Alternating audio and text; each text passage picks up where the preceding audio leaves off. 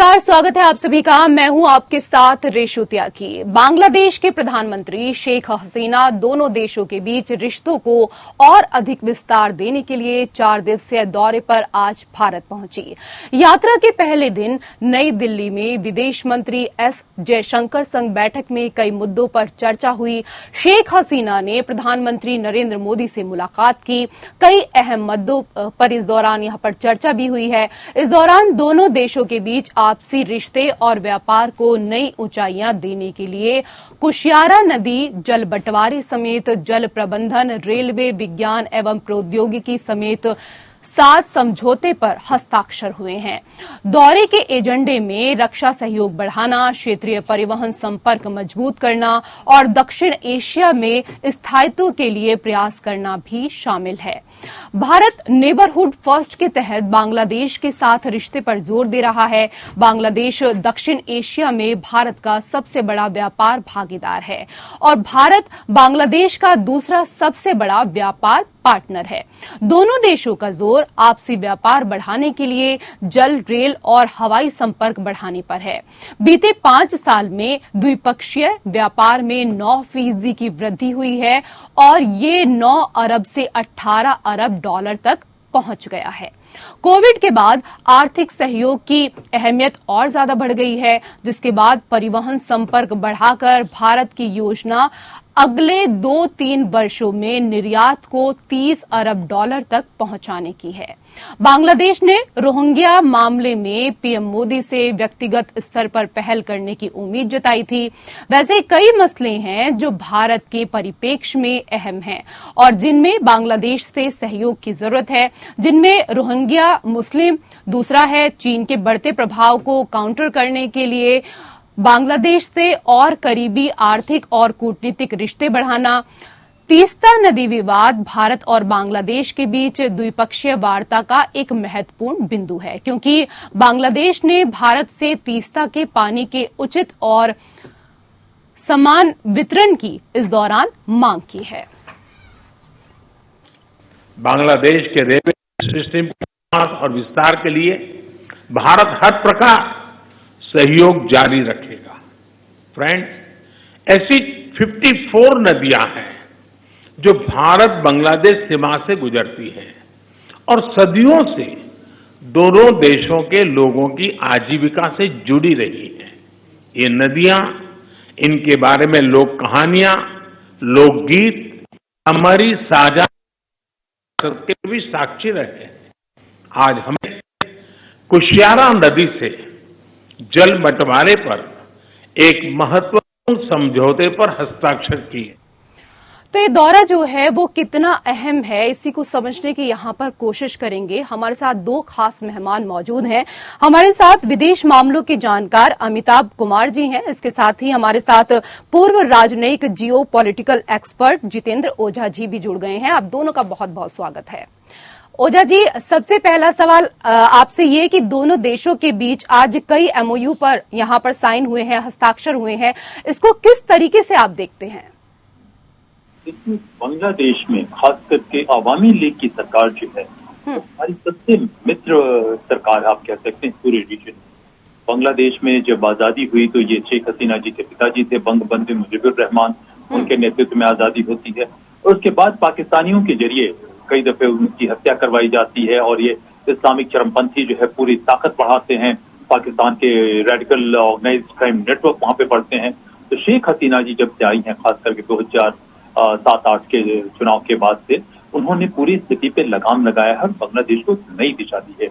उन्होंने Islamic radicalism पे शिकंजा कसा है और डेवलपमेंट के कई एक तरीके पे आप देखें, चाहे वो सोशल डेवलपमेंट हो या SNT हो या इंफ्रास्ट्रक्चर हो या एम्प्लॉयमेंट जनरेशन हो, सारी जगह उन्होंने बहुत मोमेंटम दिया है। और भारत के लिए भी बहुत जरूरी हो जाता है कि ऐसी सरकार को हर तरीके से मदद देना।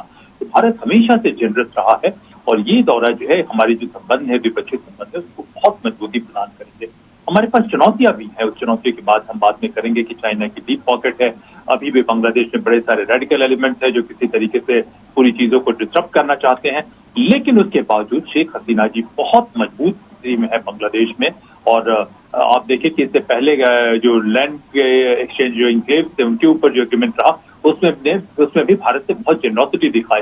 जो पानी का सवाल है, आप देखें कि बांग्लादेश में बहुत पानी की समस्या है और जो पूरी हैबिटेबल लैंड वगैरह है उसकी समस्या है, लेकिन उसके बावजूद शेख हसीना जी के आने के बाद से एक चीज जो बहुत साफ आई है कि वहां से इलीगल इमिग्रेशन बंद हो गया है। तो जैसे जैसे बांग्लादेश में डेवलपमेंट होता है, बांग्लादेश भीतर से मजबूत होता है, मैं समझता हूँ कि उससे भारत की सिक्योरिटी भी बढ़ती है और पूरे दुनिया में हमारी साख बढ़ती है। लेकिन हाँ, हमें चाइना की जो डीप पॉकेट है उसके जरिए वो बांग्लादेश को बरगलाने की कोशिश करता है, या जो इस्लामिक चरमपंथी लोग हैं उसको लेके भी सावधान होना होगा और उसका एकमात्र तरीका है कि इस सरकार को हर तरीके से मदद पहुंचा के मजबूत करना। बिल्कुल सही आपने यहाँ पर कहा अमिताभ जी। पूरी एशिया में जो शक्ति के समीकरण है वो इस वक्त यहाँ पर बदल रहे हैं और ऐसे में बांग्लादेशी प्रधानमंत्री का भारत दौरा कितना महत्वपूर्ण, किस तरीके से आप इसको देखते हैं? बहुत महत्वपूर्ण है। दक्षिण पूर्व एशिया के राजनीति और भूगोल के लिहाज से इनका दौरा बहुत महत्वपूर्ण है और भारत के लिए स्ट्रैटेजिकली, रणनीतिक दृष्टि से भी बांग्लादेश के साथ बेहतर संबंध बहुत इम्पोर्टेंट है, महत्वपूर्ण है और अनिवार्य है। भारत को चाहिए कि बांग्लादेश को हर तरीके से मदद करे और उसके साथ मिल करके दक्षिण पूर्व एशिया जो है उसकी सुरक्षा की व्यवस्था करे, क्योंकि हम सभी देख रहे हैं कि चीन के साथ हमारे संबंधों की जो हालात हैं उस लिहाज से बांग्लादेश एक महत्वपूर्ण साझेदार हमारा है और हमें चाहिए कि बांग्लादेश के साथ एक बेहतर संबंध लगातार बनाए रखें। बांग्लादेश के साथ भारत के हमेशा बेहतर संबंध रहे भी हैं और अब जो है डिफेंस के क्षेत्र में भी भारत बांग्लादेश के साथ कई समझौते करने जा रहा है और कई चीजों पर विचार विमर्श चल रहा है। इसके अलावा भारत बांग्लादेश को आर्थिक दृष्टि से, सामाजिक दृष्टि से और सांस्कृतिक दृष्टि से भी हर तरीके से अपना साझेदार बना रहा है ताकि वहाँ की जनता के साथ भी हमारे अच्छे संबंध रहें।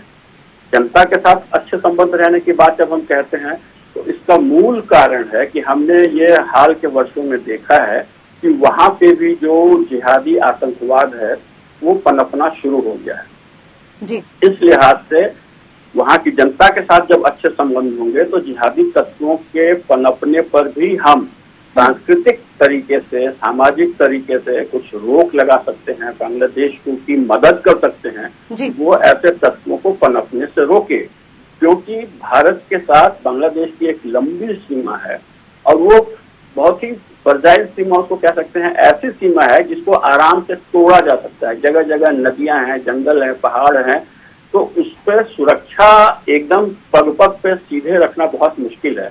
बांग्लादेश के सहयोग से ही हम सुरक्षा रख सकते हैं ताकि उधर से इन्फिल्ट्रेशन गलत तत्वों का, आतंकवादी तत्वों का हमारे देश में ना हो पाए। इस लिहाज से भारत का बांग्लादेश के साथ बहुत जरूरी है कि बहुत बेहतर संबंध हो और भारत बांग्लादेश को कभी ऐसा नहीं लगना चाहिए कि भारत उसके खिलाफ कुछ करेगा। तभी हमारे संबंध बहुत बेहतर होंगे और आतंकवादी तत्वों को अगर हम रोक पाते हैं बांग्लादेश की मदद से, वहाँ की जनता की मदद से, तो हम काफी सुरक्षित रह पाएंगे। बिल्कुल आपने सही कहा कि हम सुरक्षित तभी रह पाएंगे जब दोनों देश एक हों और दोनों के बीच जो संबंध है वो काफी मधुर यहाँ पर होने चाहिए। जितेंद्र जी, लेकिन सबसे बड़ी बात जो दोनों देशों के बीच हम यहाँ पर देखते हैं वो है रोहिंग्या घुसपैठ की समस्या, जो कि खत्म होने का नाम नहीं ले रही है। भारत किस तरह का स्टैंड चाहता है बांग्लादेश से? देखिए, रोहिंग्या के लोग जो हैं ये बर्मा से आए हुए हैं, म्यांमार से आए हुए हैं, क्योंकि वो मुस्लिम होने की वजह से वो बांग्लादेश में पहुंचे और फिर बांग्लादेश से होकर वो भारत में चला है। मेरा मानना है, हमेशा से मानना है कि देखिए जो पुरानी डिप्लोमेटिक स्ट्रक्चर, फॉर्मेट, स्टीरियोटाइप है उसके जरिए ये समस्या नहीं सुलझेगी। हमारी पूरे रीजन, साउथ रीजन में ही नहीं, साउथ ईस्ट एशिया तो खैर बहुत दूर हो जाता है, वो इंडोनेशिया तक जाता है, लेकिन पूरे रीजन में इंक्लूडिंग बर्मा में हमारे दोनों साइड से ऐसी एंगेजमेंट होनी चाहिए कि हम सारी साइड को मिला के कहें कि देखिए इस्लामिक रेडिकलिज्म से हमें लड़ना है लेकिन किसी के भी अधिकारों का हनन नहीं होना चाहिए। तो हमें समझा बुझा के इन लोगों को बर्मा में वापस भिजवाना है जहां के रहने वाले लोग हैं, क्योंकि बर्मा ऐसे अगर होते रहा, इतनी क्लिनजिंग होती रही, एक्सोडस होता रहा और सारे लोग दूसरे देशों में जाते रहे तो दिक्कत होगी। और जब भी ऐसे रोहिंग्या को देखा गया है कि जब रोहिंग्या ये लोग आते हैं तो एक और इनविजिबल ताकत है, वो है पाकिस्तानी ISI की जो इस्टेब्लिशमेंट है। जो पिछले हमारे पैनलिस्ट हैं जो कह रहे थे कि बांग्लादेश से हमारे अच्छे संबंध रहे हैं हमेशा से। मैं इसमें थोड़ा सा डिफर करूंगा जी। कि हमारे बांग्लादेश से संबंध अच्छे तभी रहे हैं जब अवामी लीग की सरकार रही है। जब भी बीएनपी की सरकार रही है, उस सरकार ने हमेशा पाकिस्तानियों को प्रश्रय दिया है। उसके रजाकार और अल-बद्र, अल-शम्स, ये सब लोग हैं जो इस्लामिक रेडिकल फोर्सेस को रिप्रेजेंट करते हैं। वो हिंदुओं की हत्या करते हैं, वो सेकुलर मुसलमानों की हत्या करते हैं। तो हमेशा बीएनपी के सरकार में ऐसे तत्व रहे हैं। तो ये जो तत्व अभी सरकार में नहीं है, लेकिन ये छुप के समाज में बने हुए हैं और ये जो है रोहिंग्या को या कैसे लोगों को वो उकसाते रहते हैं। तो देखिए, हमारा रोल ये होना चाहिए कि अपने डिप्लोमेटिक के जरिए, किसी के जरिए, कि एक तो हमें इस्लामिक चरमपंथी पे लगाम लगाना है एक तरीके से, लेकिन इस लगाम लगाने के लिए हमारे डोमिनेंस कहें या हमारा वर्चस्व कहें या हमारी विश्वसनीयता कहें, वो बांग्लादेश के साथ साथ म्यांमार में भी ऐसी होनी चाहिए कि ये रोहिंग्या को वापस दें। तो भारत का मुख्य मकसद नहीं होना चाहिए कि रोहिंग्या को हम घर दे दें, रोहिंग्या को सामान दे दें। नहीं, तो सारी दुनिया से लोग आते रहेंगे। हमारे पास उतनी जमीनें नहीं है, तो इतने हमारे पास रिसोर्सेज नहीं है। तो हमारा एकमात्र मकसद होना चाहिए कि बर्मा की सरकार पे हम जोर डालें कि इसको वापस दें। तमाम इंटरनेशनल इकोसिस्टम को हम इस तरीके से इनडायरेक्ट, डायरेक्ट सबके साथ मिलकर प्रेशर बनाएं कि रोहिंग्या का उपयोग नहीं हो इस्लामिक चरमपंथी और ऑर्गेनाइज क्राइम के कामों में जो पाकिस्तानी नेटवर्क करना चाहते हैं। चाइना को भी इसमें थोड़ा आनंद आएगा कि चलिए, भारत में उन्होंने प्रेशर पॉइंट बना लिया। जब तक वो समझता है चाइना की साउथ एशिया में इस्लामिक रेडिकलिज्म रहेगा, तब तक भारत के ऊपर उसका असर आएगा और एक इनडायरेक्ट प्रेशर भारत पे बना रहेगा। तो इन सब कामों के लिए बहुत रिसोर्स हम खर्च भी नहीं कर सकते, वरना हमारा डेवलपमेंट इम्पैक्ट होगा। तो कम से कम रिसोर्सेज में कम से कम सही प्रेशर पॉइंट को चुन के इसको कैसे किया जाए। तो मैं सोचता हूँ कि भारत को एक आउट ऑफ द बॉक्स सोचने की जरूरत है, नए इनिशिएटिव लेने की जरूरत है, क्योंकि इस समस्या का समाधान जरूरी है। क्योंकि बांग्लादेश में भी देखिए, जमीन बहुत कम है, पॉपुलेशन बहुत अधिक है, पॉपुलेशन डेंसिटी बांग्लादेश की बहुत अधिक है और बांग्लादेश भी रोहिंग्या को नहीं ले सकता है। और बांग्लादेश रोहिंग्या को लेता है तो होगा क्या कि रोहिंग्या वल्नरेबल है, वो इस्लामिक चरमपंथी वाले जो लोग हैं वो उनका दुरुपयोग करेंगे। तो ये समस्या जटिल है और इसकी समस्या जो भी हो, इसका जो सोल्यूशन है, that has to be completely innovative and out of the box और बर्मा को इसमें पार्टनरशिप में लेने की जरूरत है। बिल्कुल सही आपने कहा, समस्या यहाँ पर जटिल है, लेकिन जब समस्याएं होती हैं तो कोई ना कोई समाधान भी उनका जरूर होता है। और इस मुद्दे पर तो खास तौर पर भारत और बांग्लादेश को एक होकर यहाँ पर काम करना होगा। बांग्लादेश में अल्पसंख्यक हिंदुओं पर जो अत्याचार की घटनाएं हैं, अमिताभ जी, वो भी यहाँ पर देख रहे हैं कि पिछले काफी दिनों में बढ़ी हैं। क्या इसको लेकर भी बात की जाएगी बांग्लादेश के प्रधानमंत्री से? निश्चित रूप से। और जब शेख हसीना जब रहती हैं तो हमेशा बांग्लादेश जो है बहुत त्वरित कार्रवाई करता है ऐसी गतिविधियों पर, और निश्चित रूप से इसका बहुत असर पड़ता है, हमारे संबंधों पर असर पड़ता है। क्योंकि देश जो है वो जनता की सुरक्षा का ख्याल अगर नहीं करेगा तो कैसे चलेगा। और हम सभी जानते हैं कि बांग्लादेश जो है एक तरीके से भारत का ही हिस्सा है, समझिए, बहुत एकदम मैन टू मैन हमारा कनेक्शन है वहाँ पे। तो वहाँ का जरा भी वहाँ पे कुछ होता है तो उसका पूरा असर भारत पे पड़ता है। बांग्लादेश इस बात को अच्छी तरह समझता है, खास करके प्रधानमंत्री शेख हसीना जब भी रहती हैं तो ऐसी गतिविधियों को रोकने की कोशिश करती है। हालांकि पाकिस्तान जो है लगातार इसमें, निश्चित रूप से पाकिस्तान ही जो ऐसा जड़ है जो वहाँ पे आतंकवादी तत्वों को और जिहादी तत्वों को प्रोत्साहन देता है ताकि बांग्लादेश के रास्ते वो भारत को परेशान कर सके। उसमें ऐसी घटनाएं जो हैं, जो वहाँ के जो कट्टरपंथी लोग हैं वो मानते ही नहीं हैं, लेकिन जब शेख हसीना रहती है तो उस पर काफी नियंत्रण रहता है। असर तो दोनों के ऊपर पड़ता ही है। देखिए, इन घटनाओं को लेकर भारत में भी काफी समय से लगातार जो है आंदोलन की तरह से चलता रहा है कि भाई इस तरह की बातें जो हैं, कुछ ऐसी बातें हैं जो जिहादी तत्व जो है जिसका फायदा उठा करके आम लोगों को भड़का करके दूसरे समुदायों और दूसरे समाजों के ऊपर हमला करवाते हैं या उनको नुकसान पहुंचाने की कोशिश करते हैं, तो इससे बहुत ही गड़बड़ी की स्थिति बनती है। तो निश्चित रूप से भारत के और बांग्लादेश के संबंधों पे असर पड़ता है। अगर बांग्लादेश में ऐसी कुछ घटना होती है, भारत का हिंदू समाज निश्चित रूप से उसका विरोध करेगा, प्रतिरोध करेगा। अगर बांग्लादेश में हिंदू तत्वों, हिंदू जनता के साथ इस तरह के अत्याचार होंगे तो शेख हसीना हमेशा आश्वासन भी देती हैं और काम भी करती हैं। हालांकि उन्होंने एक बार पत्रकारों के जवाब में यह भी कहा था कि भारत में भी ऐसी घटनाएं होती हैं, तो दोनों तरफ से हमें इन बातों का ध्यान रखना चाहिए। तो ये सही बात है कि भारत में भी जनता जो है इस बात का ध्यान रखे कि हम यहाँ जो अल्पसंख्यक हैं उनके साथ हम सही तरीके से रहें, ताकि उनका असर जो है दूसरे देशों में रह रही हिंदू जनता पर न पड़े। तो ये परस्पर होता है। फिर भी शेख हसीना के रहते हमें उम्मीद है कि बांग्लादेश में जो है आतंकवाद, ये जिहादी तत्व जो है उनको पनपने पर रोक लगेगी और ऐसी घटनाएं नहीं हुआ करेंगी। कम तो नहीं, खत्म तो नहीं हो सकती, लेकिन उन पे काफी अंकुश रह सकता है ऐसी घटनाओं पे, जब तक शेख हसीना वहां पे हैं, मौजूद है। जी जितेंद्र जी, एक और अहम सवाल यहाँ पर, क्योंकि हमारे देश के जो प्रधानमंत्री हैं श्री नरेंद्र मोदी, उनकी जो पड़ोसी प्रथम की जो नीति रही है, क्योंकि वो पड़ोसियों को साथ लेकर यहाँ पर चलना चाहते हैं, पड़ोसी देशों को लेकर, लेकिन सरकार के तमाम प्रयासों के बाद भी कहीं न कहीं देखा जाता है कि कुछ ऐसे देश हैं जो नकारात्मक का रुख अपना रहे हैं, और उन्हीं में से कहीं न कहीं बांग्लादेश का भी एक मामला सामने आया। तो इसकी क्या कुछ वजह हो सकती है? बांग्लादेश की का जैसे मैंने कहा कि वजह इस वजह से आता है कि इस्लामिक रेडिकलिज्म एक दुनिया भर में हकीकत है, एक तबका है कि पिछले खासकर 19वीं शताब्दी के आखिर से लेकर 20वीं शताब्दी की शुरुआत में जो इंटीरियर कॉलोनियल पावर्स थे, जब इस्लाम थोड़ा साफ सुथरा हो रहा था, लिबरलाइज हो रहा था, तो उन्होंने उसको झटका दिया। उनको लगा कि यहाँ पे इस्लामिक रेडिकलिज्म को हम बढ़ा के, और सोवियत रशिया को उनको कंटेन करना था, इनको कंटेन करना था, तो उन्हें लगा कि कम्युनिज्म को कंटेन करने में इस्लामिक रेडिकलिज्म का एक रोल रहेगा। तो ये जो है इस्लामिक रेडिकलिज्म किसी के कंट्रोल में नहीं आ सकता है। आपने आग तो लगा दिया, लेकिन आग लगा देने के बाद उसका विस्फोट कहाँ कहाँ होगा आप उससे नहीं कंट्रोल कर पाते हैं। तो यही उन्होंने किया, पाकिस्तान में बढ़ाने की कोशिश की। पूरा तालिबान जो है लोगों का मानना है कि अमेरिका का क्रिएट किया हुआ है।